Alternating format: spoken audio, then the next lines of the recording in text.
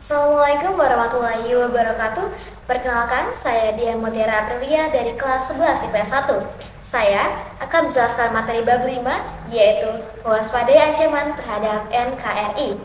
Ada 5 macam ancaman, yaitu yang pertama, ancaman di bidang ideologi, yaitu masuknya paham komunisme dan liberalisme. 2. Ancaman di bidang politik, ada yang berasal dari luar dan dari dalam. Ancaman politik dari luar yaitu tekanan politik atau negara luar, contohnya intimidasi politik, provokasi, blokade politik, dan lain-lain. Ancaman yang ketiga yaitu ancaman di bidang ekonomi, yaitu dari pengaruh negatif globalisasi, contohnya masuknya barang dari luar negeri yang membanjiri Indonesia, mudahnya penanaman modal di Indonesia.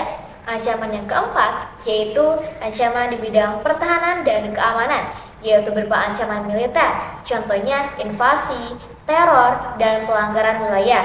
Selanjutnya yaitu ATHG. Apa sih ATHG itu? ATHG yaitu ancaman, tantangan, hambatan, dan gangguan. Ancaman adalah usaha yang bersifat mengubah atau merombak suatu kebijakan baik secara konsepsional, kriminal, ataupun politik. Tantangan adalah usaha yang bertujuan untuk menggugah kemampuan. Selanjutnya yaitu hambatan. Hambatan adalah suatu usaha yang berasal dari diri sendiri yang bertujuan untuk menghalangi atau melemahkan secara tidak konsepsional. Selanjutnya yaitu ada gangguan. Gangguan adalah suatu usaha yang berasal dari luar dengan tujuan untuk melemahkan atau menghalangi secara konsepsional. Selanjutnya, strategi mengatasi berbagai ancaman terhadap ideologi politik, ekonomi, sosial, budaya, pertahanan, dan keamanan dalam membangun integrasi nasional.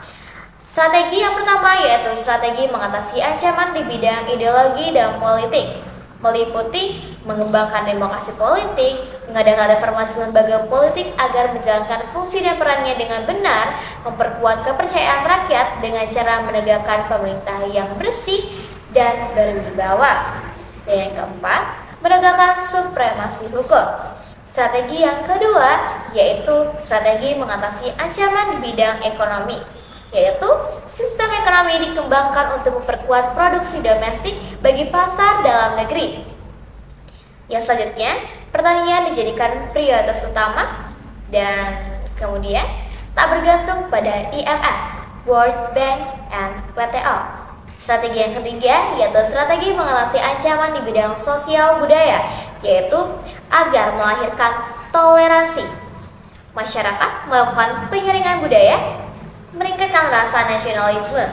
Strategi yang keempat yaitu strategi mengatasi ancaman di bidang pertahanan dan keamanan seperti yang tertera dalam pasal 30 ayat 1 sampai 5 dan menggunakan sistem pertahanan dan keamanan rakyat semesta. Ciri-cirinya yaitu kerakyatan untuk rakyat, kesemestaan sebagai upaya pertahanan, dan yang terakhir kewilayahan tersebar di seluruh NKRI. Begitulah materi yang sudah saya sampaikan. Mohon maaf apabila terdapat kesalahan. Terima kasih atas perhatiannya. Wassalamualaikum warahmatullahi wabarakatuh.